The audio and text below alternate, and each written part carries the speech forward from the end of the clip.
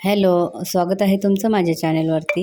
तर आज आहे दसरा, तर दसऱ्याच्या तुम्हाला खूप खूप शुभेच्छा. दिवसभर मी जे काही केलं त्याचा व्हिडिओ येईलच नंतर. आता वाजलेले आहेत 6:30 आणि ते मी मुलींना बोलवलेलं आहे कन्यापूजनसाठी.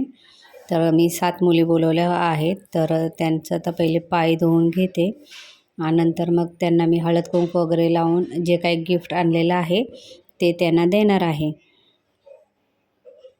रात्री दांडिया खेळून येईपर्यंत 1:30 वाजला होता. मग आल्यानंतर थोडं खाल्लं, मग झोपायला 2 वाजले.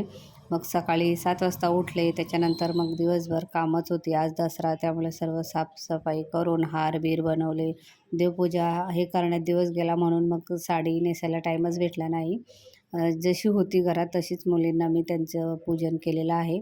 तर तुम्ही म्हणाल इथे 6च मुले आहेत, तर 7वी 1.5 वर्षाची आहे, तर ती घरी झोपलेली आहे. ती आल्यानंतर मी तिचं करणार आहे. मग स्वयंपाकसुद्धा करायचा होता, तर मग मी मुलींना पटकन बोलवलं आणि त्यांची पूजा करून घेतली. तर मला माहिती आहे मुलींना जेवण बनवायचं असतं, काहीतरी त्यांना खायला द्यायचं असतं, तर माझ्याकडे एवढा टाईम नव्हता म्हणून मग मी त्यांना कुरकुरेचं एक पॅकेट आणि केळी, आणखीन पेन्सिल आणि दुसरं एक पॅकेट होतं त्याच्यामध्ये 12-12 क्लिपं होते.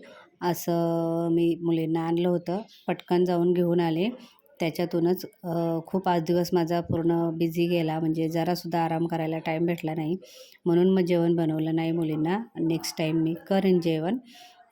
दरवर्षी जेवण किंवा नाश्ता, खीर वगैरे असं काही करते. ह्यावर्षी काहीच केलं नाही कारण की आम्हाला सुतक होतं. ते सुतक पूर्ण झाल्यानंतर मग आज आम्ही कन्यापूजन केलं. नाही तर मी 8व्या किंवा 7व्या दिवशीच करते. नंतर हे सुद्धा पाया पडले, माझ्यासुद्धा पाया पडले. म्हणले तू माझ्या घरची लक्ष्मी आहे म्हणून मग माझ्यासुद्धा पडले. तर बाय.